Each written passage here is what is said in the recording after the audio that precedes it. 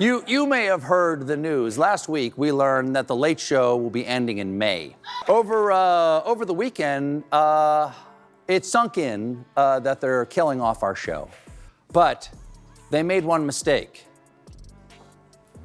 They left me alive. Over the weekend, somebody at CBS followed up their gracious press release with a gracious anonymous leak saying they pulled the plug on our show because of losses pegged between $40 million and $50 million a year. Stephen Colbert's show gets canceled. His parent company forks out $16 million to Trump, and Melania seems to have vanished into thin air. But it's what Colbert said live on air about Trump's darkest secrets that sent shockwaves everywhere. What left Trump fuming and Colbert laughing? Before we move on, I will like you to subscribe to the channel and like the video. What happens when a comedian who's been canceled decides he's got nothing left to lose? Well, Stephen Colbert didn't just come back swinging, he came back torching, and Trump was right in the line of fire. Let's back up a bit. When Colbert's show was axed and Paramount handed Trump a $16 million settlement, it didn't look like much of a coincidence. Colbert himself called it a big fat bribe, dripping in the kind of sarcasm he's famous for. No laughter needed. It might have been a joke, but it cut deeper than any punchline.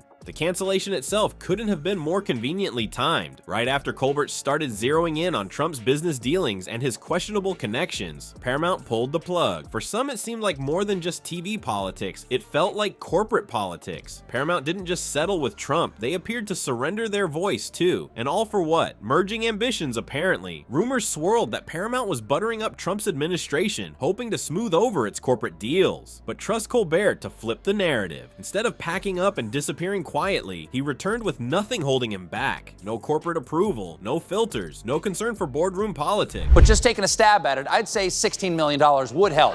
Paramount knows they could have easily fought it because, in their own words, the lawsuit was completely without merit.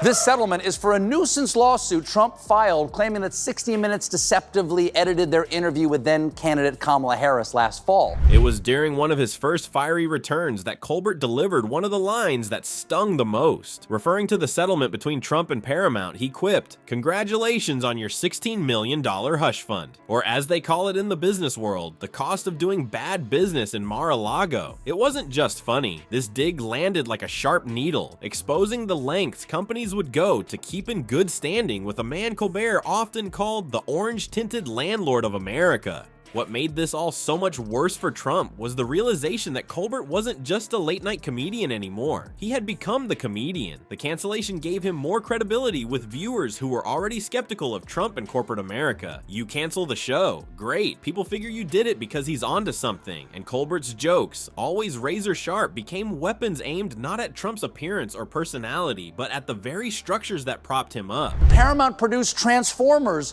Rise of the Beast. They know completely without merit. You may take our money, but you will never take our dignity. You may, however, purchase our dignity for the low, low price of $16 million. We need the cash. Now, I believe this kind of complicated financial settlement with a sitting government official has a technical name in legal circles.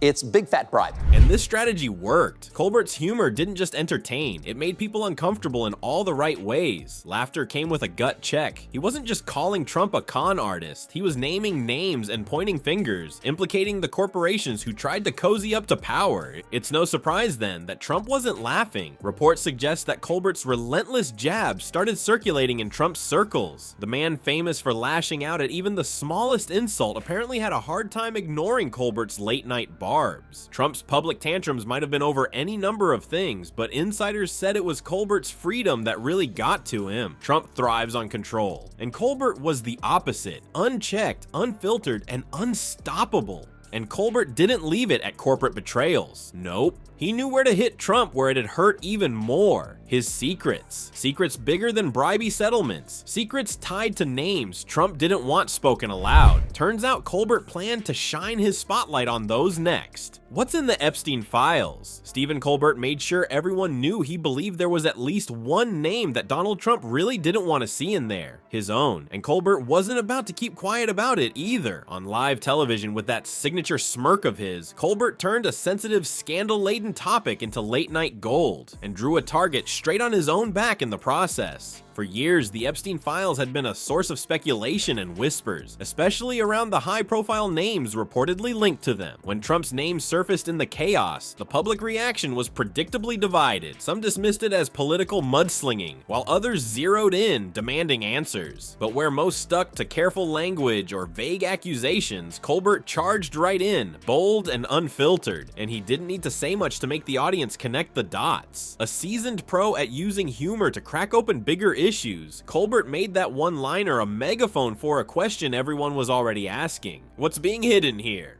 And some of the TV typers out there are blogging that once Skydance gets CBS, the new owner's desire to please Trump could put pressure on late-night host and frequent Trump critic Stephen Colbert. This all comes as Paramount's owners are trying to get the Trump administration to approve the sale of our network to a new owner, Skydance.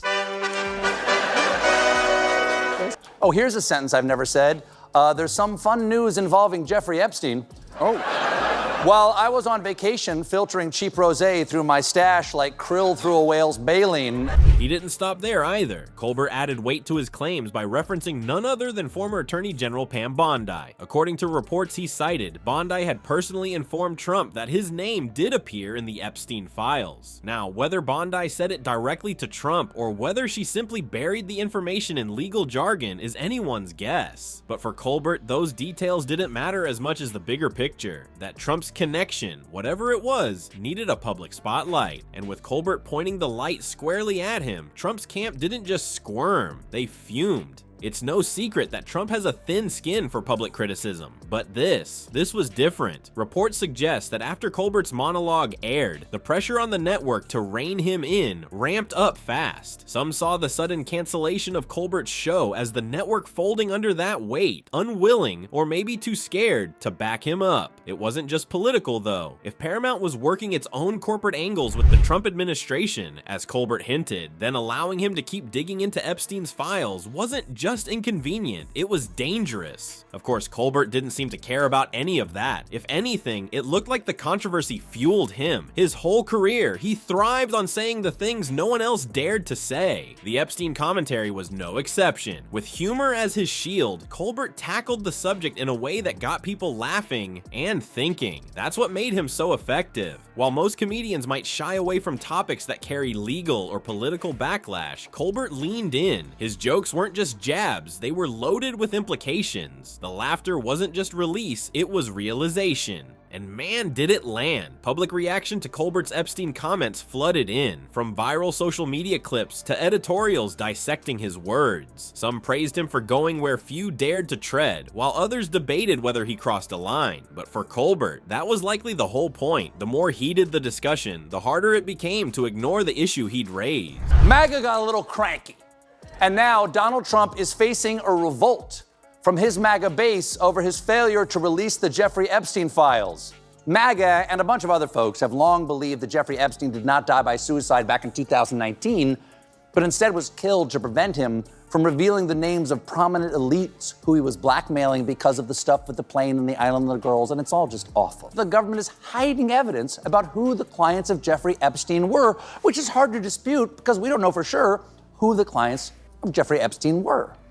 But last week, Bondi dropped a bombdy. The controversy made headlines, and Trump's response, or lack thereof, only added fuel to the fire. If the goal was to shine a brighter light on Trump's secrets, Colbert succeeded, and by doing it with humor, he made the topic accessible to millions who might not have followed every detail otherwise. But this wasn't the last of Colbert's takedowns. If talking about Epstein struck a nerve with Trump's camp, wait until you hear where Colbert went next, with someone even closer to Trump, or rather, someone who hasn't been seen much near him at all lately. Where is Melania? That's the million-dollar question Stephen Colbert couldn't resist asking, and leave it to him to turn her mysterious absence into a roast for the ages. She wasn't at the Daytona 500, she skipped out on the Super Bowl, and let's not even start on her minimal presence during Trump's post-presidency ventures. But Colbert had a theory, and one so cutting that it left any notion of subtlety at the door. According to him, Melania wasn't just dodging public appearances, she had become a symbol of America, a country stuck in a bad relationship with Trump, desperately trying to slip away witut being noticed. It wasn't just her absence that grabbed Colbert's attention, though. He found endless comedic irony in her much-touted Be Best campaign. For a strategy aimed at helping children and promoting goodwill, it couldn't have existed further away from the controversies of the Trump administration. Colbert framed it beautifully, pointing out that the slogan, for all its big ambitions, was so simplistic it might as well have been an elementary school poster.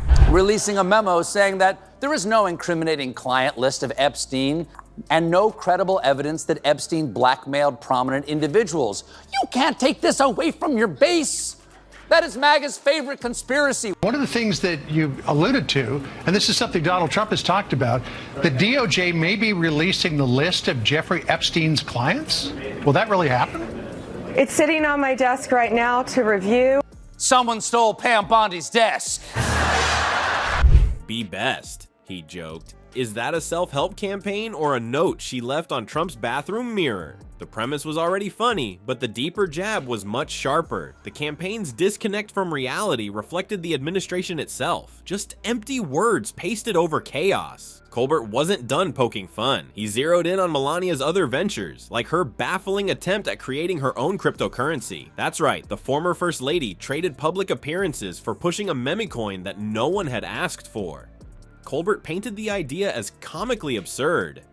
Forget leading with dignity, why not just throw a Bitcoin logo on her next Christmas decoration? But again, it wasn't just about the laughs. By making Melania's ventures into crypto sound more like a PR gimmick than a serious contribution, Colbert highlighted a larger issue, how politicians and even their families seemed more focused on monetizing their brand than doing, well, anything meaningful. And of course, there was that jacket, the infamous green coat sporting the phrase, "I really don't care, do you?" Worn during a trip to a child detention facility, it became one of the most talked about moments of her tenure as First Lady. Colbert brought it up again, using it to underscore what he saw as the Trump administration's defining feature, indifference. For him, that jacket wasn't just a wardrobe blunder, it was a statement, intentional or not, of how detached Melania had become from the image she was supposed to project. On Friday, Donald Trump posted, "I absolutely love that Colbert got fired. His talent was even less than his ratings." The president went on, "I hear Jimmy Kimmel is next." Nope, no, absolutely not Kimmel. I am the martyr, okay? How dare you, sir? Would an untalented man be able to compose the following satirical witticism? Go yourself. The coat said what we were all thinking, Colbert quipped. If this administration cared, they wouldn't hide it under green fabric. What made this all so biting, though, was how Colbert framed Melania's role as both an active participant and a reluctant bystander. He weaved humor and commentary seamlessly, suggesting that while she might have wanted to keep her head down, every decision, every coat, every campaign skipped event ended up magnifying the absurdity of it all. To Colbert, she wasn't just absent, she was emblematic of everything surreal about the Trump years. The First Lady, an office meant to promote unity or at least photo op diplomacy, had become as unpredictable as her husband's midnight tweets. The public loved it. Colbert's critiques made their way into viral discussions, with people debating whether Melania's vanishing act was strategic, personal, or just apathy in action. And while some found his jokes to be a little too sharp, others pointed out the brilliance of how he used comedy to address a much larger issue, the erosion of trust in institutions. Melania, in Colbert's view, wasn't just a distant First Lady. She represented the awkward public face of a presidency that seemed to say one thing while doing another. Her campaign asked people to be best, while her actions suggested at best indifference. At the heart of Colbert's jokes, there was a broader message. Every cutting remark about crypto or coats wasn't just about Melania herself. It was about what Melania symbolized. A role rebranded as performance, loyalty reduced to silence, and public trust melted down into memecoins and photo ops. It's no wonder she became one of Colbert's favorite targets. To him, Melania wasn't just missing from the spotlight. She had been written into a satire book he was now gleefully reading page by page. And like all good satire, it wasn't just funny, it made you think about her, about him, and about the mess they left behind. Stephen Colbert has always been more than just a comedian. He's a truth teller armed with a microphone and a sharp wit. By tackling Trump's scandals, airing out the corporate games, and turning Melania's strange silence into a comedic metaphor for dysfunction, Colbert didn't just make us laugh. He reminded us that humor cuts deep, exposing what power tries to hide. As he once said about Trump, you can rewrite history, but you can't erase the punchlines. So stay curious, keep questioning, and remember that laughter isn't just entertainment, it's a weapon, and Stephen Colbert, he's been wielding it fearlessly.